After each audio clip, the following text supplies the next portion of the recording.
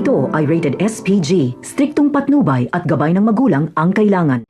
Meron ngang babagabag kay Tinding dahil makikita niyang muli ang mga taong matagal na niyang kinatatakutan. Ito ay walang iba kundi ang mga gerero. Tila nga mababagabag si Tinding nang makita niya si Pilar sa simbahan ng Quiapo. Manunumbalik kasi sa kanya ang sakit ng nakaraan kung paano siya api-apihin at tapak-tapakan ni Pilar noong malaman nitong nagkaroon siya ng ugnayan kay Don Gustavo.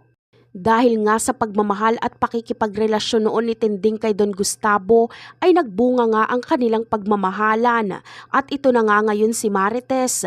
Ngunit nalaman nga ni Pilar na nagdadalang tao noon si Tinding kaya pinahanap niya ito at balak niyang ipapaslang.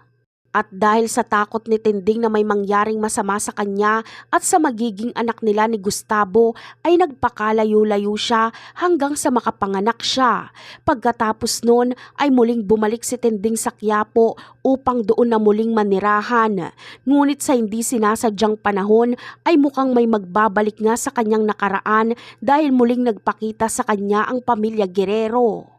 Ngunit iba na ang sitwasyon ngayon dahil kahit bakas pa ang takot kay Tinding ngayon ay hindi niya nahahayaang muli na api-apihin pa siya ni Pilar. Lalaban na siya dito at sisiguraduhin niyang masisira ang pamilya Guerrero sa oras na kinanti siya ng mga ito.